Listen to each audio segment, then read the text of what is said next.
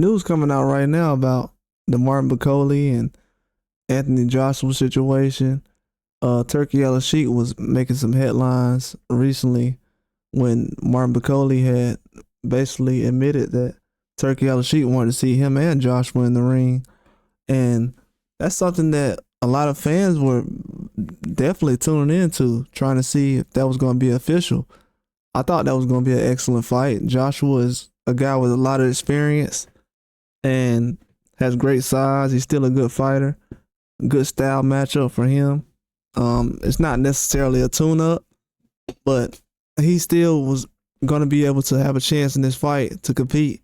And Eddie Hearn came out with some huge just things he wanted to say recently. I don't know how to describe it, but one thing he said, I felt like it was just very disrespectful when it comes to Martin Bakole, because first thing he said was as far as the fight not necessarily being something that they were just looking at right now for the time being, but also he was discussing how it's going to make any money as far as the value of Martin Bakole and a reasoning for him to even fight Joshua. And Eddie Hearn was saying, if you look at Twitter X, he signed and agreed to fight Martin Bakole. Today it's all signed for Wilder against Joshua on June 7th. But with both of those fights, there hasn't been one discussion yet. And he says, I think Bakole is a very good fighter, but don't get carried away that this is the new George Foreman. The problem is he is a handful, but he doesn't bring the dollars for the fight. And I was saying that as well, as far as I didn't want fans to put too much pressure on him, but as far as saying about the dollars, I didn't say that. I don't know why that's the issue as far as the dollars. A lot of people want to see Martin Bakole fight. I don't know what country he's talking about Martin Bakole fighting in. In America, he'll sell. There's a lot of fans over here, depending on what part of the country you're in. You can sell a fight over here with him. And in the UK and other places, other countries in the UK as well, you can definitely put out some fights for Martin Bakole, especially if they're involving Anthony Joshua. So for him to say things about the dollars, I don't know why he doesn't see that Martin Bakole would be able to sell in the UK. Hasn't really tested it yet as far as against a big opponent. I would say that, but when they had Riyadh season recently in LA and California in America, it was a good turnout. A lot of people wanted to watch the fight, especially with Jared Anderson on the books. They wanted to see the fight. So for him to say that he doesn't basically bring any value as far as to the dollars and the ticket sales, allegedly, I'm just saying, not word for word, but he didn't say that word for word, but to say he doesn't really, as far as the money issues, he doesn't bring the dollars for the fight. I don't like that. Just because, I thought we was getting away from that for a minute. And I thought that's the reason why Turkey El Sheik was getting involved. So you can kind of cut a lot of that out. You can kind of trim the fat off of all the things that people were saying when it comes to why certain fights weren't being made. And for him not to actually get that opportunity, very disappointed. I feel like he's a guy who should get that opportunity with Joshua more than most people, just because of the presence he has in the heavyweight division right now. And you don't want Martin Bakole to leave, let this last generation of heavyweight boxers retire without him getting the opportunity to fight either one of them. Tyson Fury's not around no more. Usyk looks like a stretch. Dubois, he's going to be around, so that's not a rush. Parker, he's going to be around. That's not a rush. So for him to fight Joshua right now is a perfect time. And like I said, Joshua has the experience over him. So it's not like Bakole's coming in as an undisputed champion. Joshua does have the experience.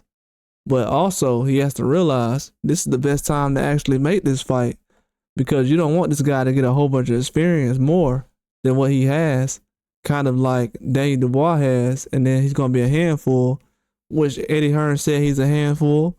He admitted that. He knows that Bakole is a huge threat. I feel like he needs the opportunity. He's top contender right now in a heavyweight division, and he needs to get an opportunity against one of these heavyweights, especially while, you know, everything is on all cylinders. But if we don't make this fight with Bakole, it's gonna be a setback. As far as with Joshua, I don't know what they're waiting on. I hear a lot of different things as far as they're bringing up Wilder's name again. I heard that he had a fight canceled recently, but I don't think that's a fight that's signed and sealed yet. Tony Bellew just said that it was a good fight between Joshua and Bakole. A lot of people want to see this fight, man. A lot of people just don't understand where that's coming from as far as Eddie Hearn. A lot of people feel like Eddie Hearn is scared to put Joshua in the ring with him. They feel like he's having some trouble trying to get in the ring with that guy.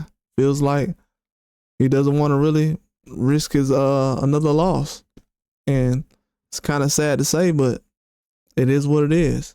Even Ben Shalom had came out recently and said the promoter of Martin Bakole, that's what I want to be known as, the #1 heavyweight in the world. I'm done. I'm hearing he signed and we're off to Congo. So he's saying that they're going to Congo for, I guess, the FA Jogba fight. But then he was saying a deal was done to face Joshua was done for Congo later in the year. And this was, I guess they said recently. But however, Graf A. Davis, he said that with them saying that I had to check that out with certain people who shall remain nameless off the record. But I'm hearing from Anthony Joshua's side, there hasn't even been a conversation. Maybe this is Bakole and his team trying to speak the fight into reality, given that Joshua hasn't got a fight yet. Tyson Fury has retired, and that was his obvious fight this summer. It will be a major spectacle in Africa, in Congo, in that stadium that Ali and Foreman fought in. It's a great event. If they can do it, they're 51 years after the Rumble in the Jungle, but I'm sorry, I'm hearing there hasn't been a conversation about it. So, very bad situation. I thought Martin Bakole would be able to make a huge difference in the heavyweight division.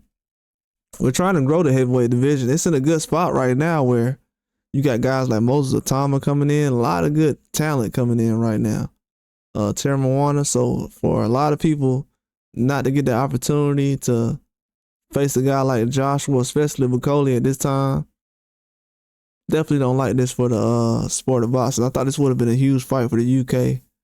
I didn't think that fight had to go to Africa. It could have been in the UK. It definitely could have.